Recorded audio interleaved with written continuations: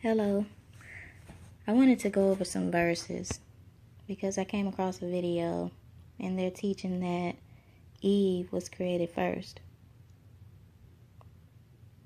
And to say that, you're saying that the scrolls, the Septuagint, the Book of Jasher, all these records that show creation in the same context as Adam being created first and then Eve. You're saying that they all were changed in some way. It's not evident anywhere that the ancients of the Hebrews were studying scrolls that said that.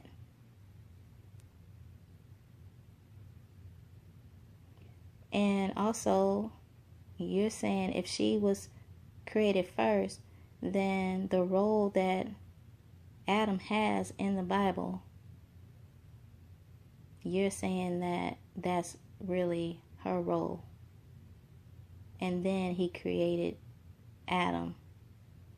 And so what, is he taking on Eve's role? Or is it, or do they have the same roles? It's just she was created first. It's confusion there because you have these records and there's no record that I've come across that shows any idea of Eve being created first. Why would they change it? You know? But my thing is, it would be evident in some way. But one thing they did show is that because Adam named Eve, being that she was the mother of all living, that he's included in that.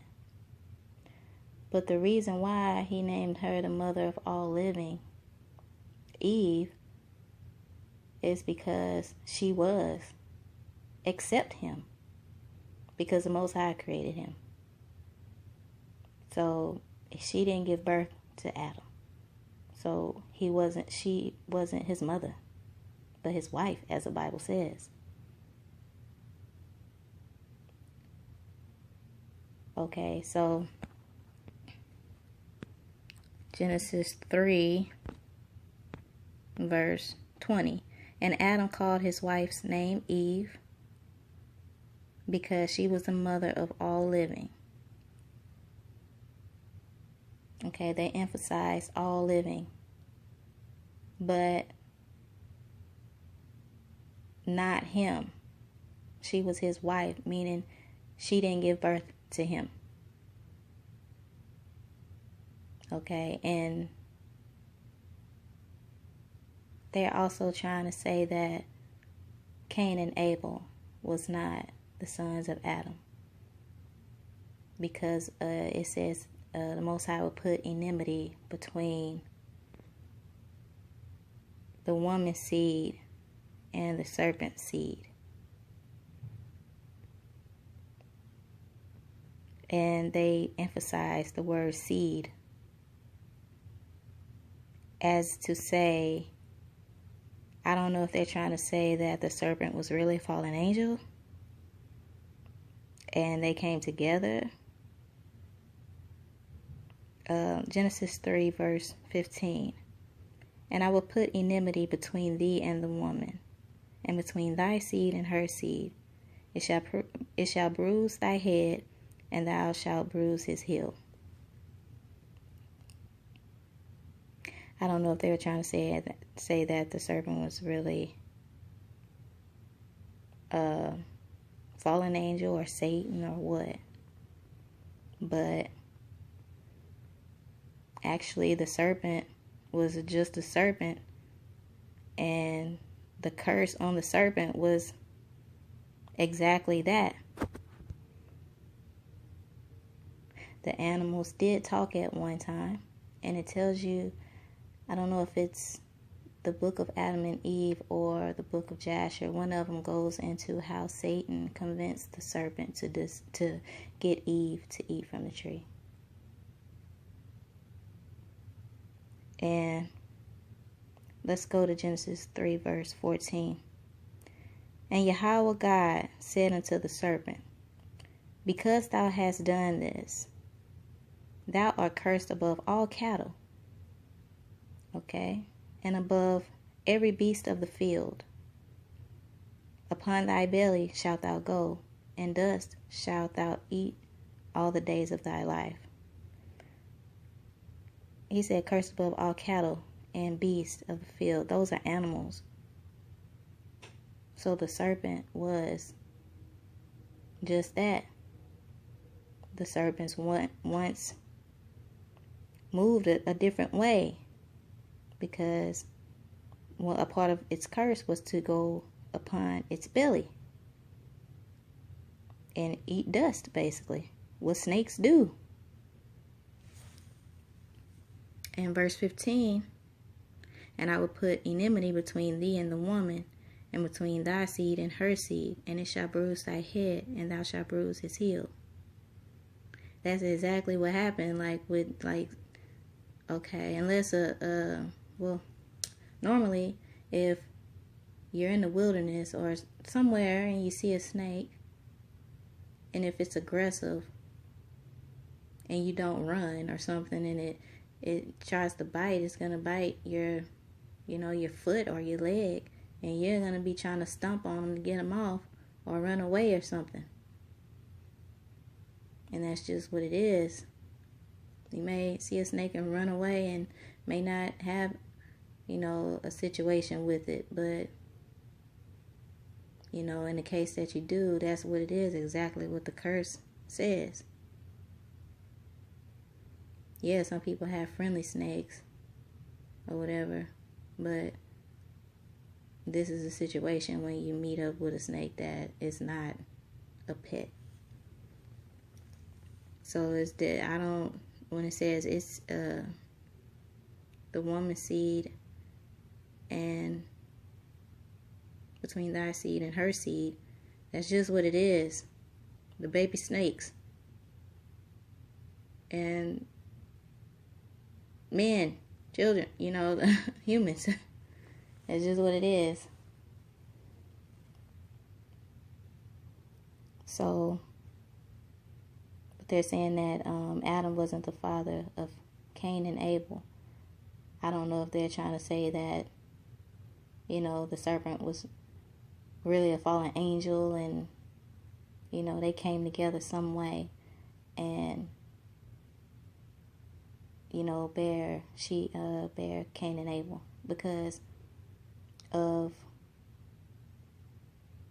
verse 5 when it goes into the generations of Adam, how it doesn't mention Cain or Abel. But before we do that, I want to go to Genesis 4 and verse 1. And Adam knew Eve his wife, and she conceived and bare Cain, and said, I have gotten a man from Yahweh. And she again bare his brother Abel. And Abel was a keeper of sheep, but Cain was a tiller of the ground. And everybody knows when you read, when a husband knew his wife, that word knew is usually them having intercourse. So Adam came together with Eve, his wife, and she conceived and bare Cain. And she said, I have gotten a man from Yahweh. Now what I'm seeing here is, right in verse 2, it says, and she again bare his brother Abel. Meaning, I'm seeing, they were twins. They were twins, and she didn't know she was having another baby. She thought she was pregnant with one. And that's why she said, I have gotten a man from Yahweh. And then it says, and again she bare his brother Abel. Not Adam knew his wife Eve and bear Abel. Like, it didn't show them coming together, like, speak of them coming together again. And then her having Abel. It just says, and she again bare his brother Abel. Like, it happened right after that.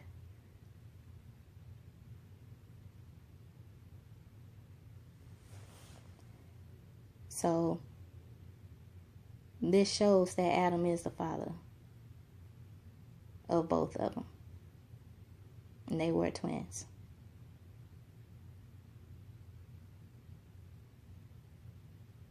You gotta think, this was her first children. Like, she didn't know what to expect. And also, let's go to Genesis chapter 5. And this actually gives the generations of Adam. No, it doesn't start with Cain or Abel. Cain was disowned from the family, basically. Cast out. And he have his side where it goes into like his son.